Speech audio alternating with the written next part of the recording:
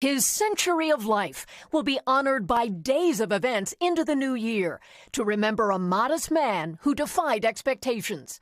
My name is Jimmy Carter, and I'm running for president. Released tonight, new details. Tributes beginning in his beloved hometown of Plains, Georgia.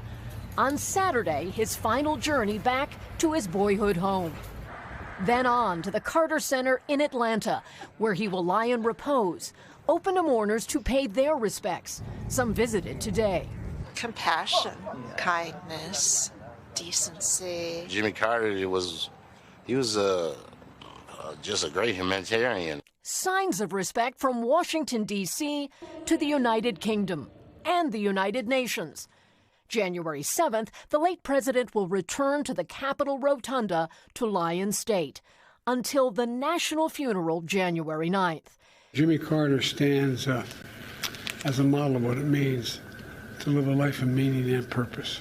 At the 2013 Obama inaugural, he recalled his own. Did a moment like this evoke memories of your own time? Well, it did. The difference was it was 6 degrees and the wind was blowing when I was inaugurated, but it seemed warmer that day than it did today.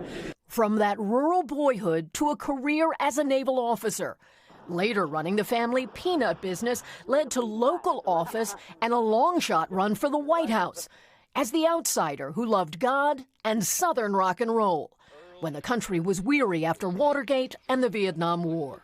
Had it not been for America's dissatisfaction with Washington and things that are happening here, I would not have been elected. Carter strided into the presidency in 1977, Rosalind always by his side, together promising change. We want to be proud again. We just want the truth again. It's time for the people to run the government and not the other way around. His presidency both consequential and complicated. Crises from inflation to Americans held hostage in Iran. Defeat denied him a second term. So I can't stand here tonight and say it doesn't hurt. But out of that disappointment, an unparalleled chapter of service, using his influence and his bare hands.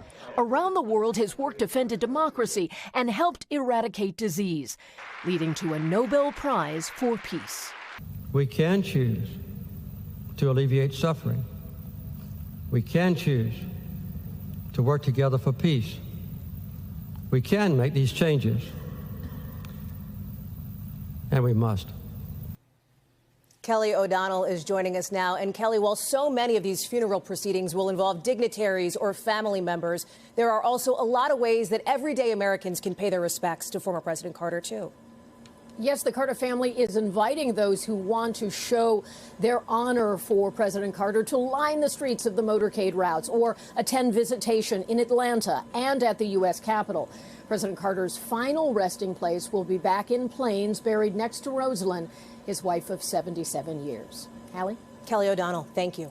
One of Jimmy Carter's biggest achievements in the White House, the Camp David Accords brokered between Israel and Egypt. Andrea Mitchell takes a look at how the former president managed to bring adversaries together in a region that's seen conflict for decades. Tonight, the horrific war in Gaza still raging, with peace in the region elusive.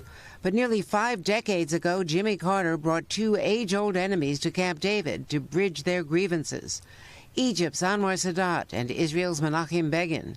It was a bold plan built on little more than hope and Jimmy Carter's confidence in his own powers of persuasion. The members of all 3 delegations have spent endless hours, day and night, talking, negotiating, grappling with problems that have divided their people for 30 years. There had been shouting matches and threatened walkouts, Carter even blocking the door at one point so they couldn't leave. 3 of us together. Very good. 6 months later, a signing ceremony at the White House. Carter's persistence had paid off. I'm so proud of both of you. But Carter's broader vision of a regional peace was not to be, then or now. 8 months later, Iranian revolutionaries stormed the U.S. Embassy in Tehran, taking more than 50 Americans hostage. Israel expanded Jewish settlements in the West Bank. Palestinian leaders couldn't prevent terrorist attacks. The same issues leaders are confronting today. How was President Carter able to get 2 bitter enemies to make peace? What made Jimmy Carter special as a negotiator was that he was trusted. by the others. They might not have always agreed with him or liked him, but he was trusted. Back in 2014, I asked Carter what kept him going. Promoting peace, enhancing democracy. It's unpredictable, it's adventurous, and I have to say it's gratifying and exciting for us still to do that. Tonight, both President Biden and President-elect Trump are pressing Israel and Hamas to agree to a ceasefire before the inaugural, with time running out. Hallie? Thanks for watching. Stay updated about breaking news and top stories on the NBC News app or follow us on social media.